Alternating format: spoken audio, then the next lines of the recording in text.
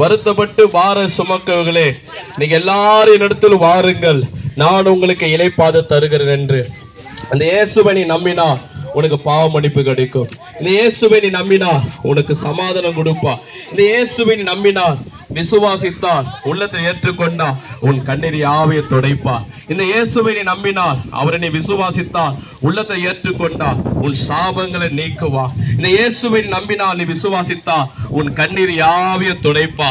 2000 வருஷத்துக்கு முன்பதாக ஆண்டவராய் இயேசு கிறிஸ்து இந்த பூமிக்கு வந்தார். நன்மை செய்கிறவராக இந்த பூமியில் அவர் சுற்றி திரிந்து கொண்டிருந்தார். கண் பார தெரியாத ஒரு குருடன் இயேசுவை நம்பினான், விசுவாசித்தார். இயேசு கிறிஸ்து அவன் கண் பார்வை பார்க்க செய்தார். பேச முடியாத ஊமை ஆண்டவராய் இயேசு கிறிஸ்துவை நம்பினான், அவன் விசுவாசித்தான். இயேசு கிறிஸ்து பேச வைத்தார். ஒரு நாள் 2 நாள் அல்லங்க, 40 வருஷமாக 40 வருஷமா நடக்க முடியாத முடவன் இயேசுவை நம்பினான், இயேசுவை விசுவாசித்தான், உள்ளத்தை ஏற்றுக்கொண்டான். இயேசு கிறிஸ்து எழுந்து நடக்க வைத்தார். ரோடுகளிலே ஒரு குஷ்டரோகியை நம்ம பார்த்தோம் என்றால் நம்ம என்ன செய்வோம்? இறக்கப்பட்டு தூரமா நின்று ஒரு 10 ரூபாய் கொடுப்போம். அவன் கிட்ட போக மாட்டோம். ஏனென்றால் அந்த குஷ்டரோகர் மிகவும் அருவருப்பா இருக்கும், அதை பார்க்கவே சகிக்க முடியாது. ஆனா இயேசு கிறிஸ்து என்ன செய்தா தெரியுமா?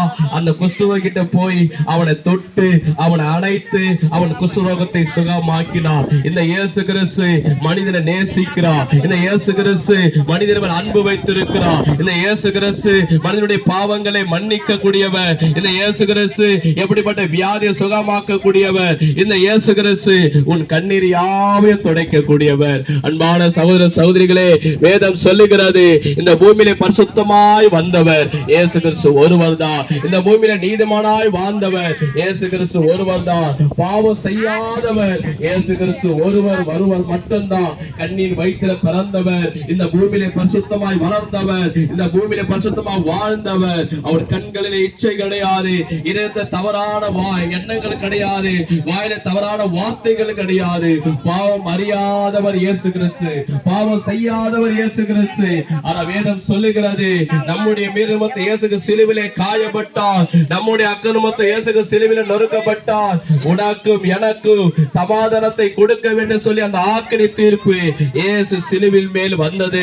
அன்பான சகோதர சகோதரிகளே, இந்த பாக்கூர் முழுதுமாக நாங்கள் காலிலிருந்து வேன் முழுதுமாக நாங்கள் ஒவ்வொரு தெருக்களை வேன்ல சுத்தி கொண்டு வந்தோம். அந்த இடத்துல அந்த பாக்கூர் முழுதும் நான் பார்க்கும் போது முழுவதுமாக வீடுகளை காட்டிலும் அதிகமான வயல்வெளிகள் இருந்தது. வீடுகளை பார்க்க வீடு 1, 2, 3 தான் இருந்தது. ஆனா 30 வீட்டுக்கு மேலாக அநேக வயல்வெளிகள் இருந்தது. அந்த வயல்வெளியில நான் பார்த்தேன், அநேக அந்த நிலம் விதைக்கிறது முன்பதாக ஏர் ஓட்டுகிறார்கள். அந்த ஏர் ஓட்டும் போது அந்த கொக்கி அந்த மண்ணை நல்லா குத்தி கலைக்கிறது. ஏர் ஓட்டுறாங்க அல்லது வண்டியில டிராக் ஓட்டி அதுல இருக்கிற 4 கொக்கி மூலமாக மண்ணை குத்தி நல்லா கலைக்கிறார்கள். ஏனென்றால் என்னை காட்டில உங்களுக்கு நல்லா தெரியும், விதை விதைத்தால் அப்பதான் நீர் பாய்ச்சினார் அது நல்லா விளையும் சொல்லி நீங்க நல்லா அந்த ஏர் ஓட்டி அந்த நிலத்தை நல்லா டிராக்டர் ஓட்டி அதை கலைக்கிறீர்கள். ஏனென்றால் அந்த விதை வளர வேண்டும். 1 விதைக்கும் போது எனக்கு 100 கொடுக்க வேண்டும், 1 மூட்டை விதைக்கும் போது எனக்கு 10, 15 கொடுக்க வேண்டும் சொல்லி அந்த ஏரை நல்லா ஓட்டி அந்த மண்ணை நல்லா கொக்கினாலே கலைக்கிறீர்கள். அதே போலதான் இன்றைக்கு நிலமாகி நீ உன் வாழ்க்கை நல்லா இருக்க வேண்டும், உன் குடும்பம் நல்லா இருக்க வேண்டும், உன் பிள்ளைகள் நல்லா இருக்க வேண்டும், உனக்கு பாவ மன்னிப்பு வேண்டும் சொல்லி எப்படி அந்த நிலத்திலே ஏர் ஓட்டி நீங்கள் நிலத்தை கொக்கினாலே கலைக்கிறீர்களோ அதே போன்று இயேசு கிறிஸ்து சிலுவையிலே அவர் சரீரத்திலே வாரினாலே ஈட்டினாலே முள்ளினாலே அங்கங்கமாக பிட்டு எடுத்தார்கள். கைகளில் 7 இன்ச் ஆணி வைத்து அடித்தார்கள். கையோடு கட்டியோடு சேர்த்து உருவ அடித்தார்கள். அன்பானவர்களே, ஏந்தரமா இந்த கைகளினாலதான் நம்ம சிகரெட் பிடிக்கிறோம், பாக்கு போடுறோம், நம்ம குடிக்கிறோம், இந்த கையினால ஆன்ஸ் போடுறோம். ஆனா இயேசு கிறிஸ்து கைகளிலே நாம் செய்த பாவத்தின் தண்டனையை சிலுவையிலே இயேசு கிறிஸ்து சிலுவையிலே அவர் ஆணி வைத்து அடித்தார்கள். பாவம் செய்தது மனிதன், பாவம் செய்யாதவர் இயேசு கிறிஸ்து. நம்முடைய தண்டனையை சிலுவையில் அவர் வாங்கினார். அன்பானவர்களே, பிள்ளைகளே, நம்முடைய கால்கள் தான் தவறான இடங்களுக்கு போனது, தவறான காரியத்துக்கு போனது. நாம் கால்கள் தவறான பாவத்துக்கு வழியில போனபடியா, தவறான இடத்துக்கு போனபடியா. ஆனா இயேசு கிறிஸ்துடைய கால்களிலே பரிசுத்தமான கால்கள், அந்த சிலுவையில 2 கால்களை வச்சு 7 இன்ச் ஆணி வைத்து கட்டியோடு உருவ கதற கதற கதற ரத்தமெல்லாம் சிந்து அவரை உருவ அடித்தார்கள். நம்முடைய இருதயம் தான் இன்னைக்கு தீமைகளை நினைக்கிறது, பாவமானதை நினைக்கிறது, தீமையை யோசிக்கிறது.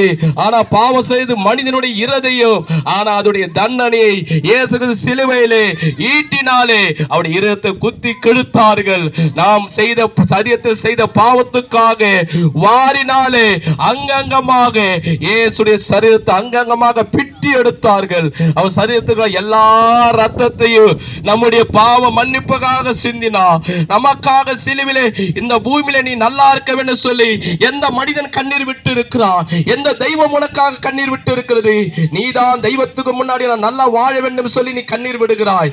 ஆனா நீ நல்லா இருக்க வேண்டும், நீ மரித்து நரகத்து போக கூடாது சொல்லி இயேசு சிலுவையில உனக்காக கண்ணீர் விட்டார். இந்த உலகத்தில் எந்த மனிதன் உனக்காக ரத்தம் சிந்தினா? எந்த தெய்வங்கள் உனக்காக ரத்தம் சிந்தினது? ஆனா இயேசு கிறிஸ்து உன் பாவத்தை மன்னித்து நீ நித்திய ஜீவன் அடைய வேண்டும் சொல்லி அவர் சரீரத்தில் எல்லா ரத்தத்தையும், உடம்புல ஒரு சொட்டு கூட ரத்தம் வைக்காமல் எல்லா ரத்தத்தையும் சிலுவையிலே சிந்தினார். இந்த உலகத்தில் எந்த மனிதன் உனக்காக உயிரை கொடுத்திருக்கிறார்? எந்த தெய்வங்கள் உனக்காக உயிரை கொடுத்திருக்கிறது? மனிதன் தான் தெய்வங்களுக்கு முன்பதாக உயிர் பலி செலுத்துகிறார். ஆனா இயேசு கிறிஸ்துவோ நீ வாழ வேண்டும் சொல்லி இயேசு சிலுவையிலே அவர் நமக்காக உயிரை கொடுத்தார், மரித்தார், 3ஆம் நாள் உயிர்த்தெழுந்தார். இன்றைக்கு இயேசு கிறிஸ்து ஜீவனோடு இருக்கிறார், இன்றைக்கு அவர் உயிரோடு இருக்கிறார். இயேசு சொல்லுகிறார், இன்றைக்கு யாரெல்லாம் தன் இருதயத்திலிருந்து பாவத்திலிருந்து மனம் திரும்பி இயேசுவே ஆண்டவர், இயேசுவே இரட்சகர் என்று உள்ளத்தில் விசுவாசித்து இயேசுவை ஏற்றுக்கொள்கிறீர்களோ, இயேசு கிறிஸ்து உங்கள் வாழ்க்கையிலே இப்பொழுது நீங்கள் யாரவனா இருக்கலாம். இயேசு கிறிஸ்து இவர்கள் கிறிஸ்துவர்கள், இவர்கள் வந்து விட்டார்கள், இவங்களுடைய கடவுளை பற்றி சொல்லுகிறார்கள் நினைக்காதீங்க. இந்த இயேசு உங்களையும் படைத்தவர், அவர் உங்களையும் நேசிக்கிறார். அவர் கிறிஸ்துவுடைய தெய்வம் அல்ல, உலகத்தில் இருக்கிற எல்லா மனிதனையும் படைத்தவர் அவர்தான். எல்லா மனிதனுக்காக ரத்த சிந்தி மரித்தவர் அவர்தான். நீங்கள் மனம் திரும்பி அவரை ஏற்றுக்கொண்டால் போதும். இயேசுவே என் உள்ளத்தில் வாங்க, என் பாவங்களை மன்னிங்க, என் சாபங்களை நீக்குங்க சொல்லுங்க. இயேசு நிச்சயம் உன் உள்ளத்தில் வருவா. நீ எங்க உட்கார்ந்து நீ கேட்டாலும் இயேசு உள்ளத்தில் வருவா. உன் பாவங்களை மன்னிப்பா, உன் சாபங்களை நீக்குவா, உன் வியாதியை சுகமாக்குவா, உன் கண்ணீரை துடைப்பா, உனக்கு சமாதானம் கொடுப்பார். உன் ஆடு மாடு நிலங்கள் எல்லாவற்றையும் அதை ஆசீர்வதித்து 1000 மடங்கு உனக்கு பெருகி கொடுப்பார். இந்த இயேசுவை நம்புங்க. இந்த இயேசு சீக்கிரமா அந்த பூமிக்கு வரப்போகிறார், சீக்கிரமா வரப்போகிறார். நீங்க நம்பினாலும் நம்பாவிட்டாலும் இது உண்மை. இயேசு சீக்கிரம் வரப்போகிறார். யாரெல்லாம் மனம் திரும்பி இயேசுவை ஏற்றுக்கொண்டு பாவத்தை விட்டு இயேசுவுக்காக வாழ்கிறீர்களோ அவருடைய வருகையில் நித்திய ஜீவன், மோட்சம், அந்த சொர்க்கம், அந்த வைகுண்ட தேசியை இயேசுவை ஏற்றுக்கொள்ளுங்க மட்டும்தான் அந்த இறைவன் வாசம் பண்ற இடத்திலே உனக்கு கொடுப்பார். இந்த ஸ்லாக்கியம் உனக்கு இருக்கிறது. அதை இயேசு சொன்னார், மனம் திரும்புங்கள், பரலோக ராஜ்யம் உனக்காக சமீபித்து இருக்கிறது. அங்கே அன்பான சகோதர சகோதரிகளே, உங்களுக்காக யாருக்கா ஜெபிக்க வேண்டும் என்றால் எங்களிடத்தில் கடந்து வாருங்கள். உங்களுக்காக நாங்கள் ஜெபிக்கிறோம். உங்க கையில கைப்பிரதி கொடுத்திருப்பார்கள், அதை படியுங்கள். அந்த சபையோட அட்ரஸ் இருக்குது, இப்போது அறிவிப்பார்கள். நீங்கள் வாருங்கள், உங்கள் குடும்பத்துக்காக போதகர் ஜெபிப்பார். ஆண்டவராகிய இயேசு கிறிஸ்துவே உங்கள் பாவங்களை மன்னித்து உங்களை சமாதான கட்டளையிடுவாராக. ஆமென்.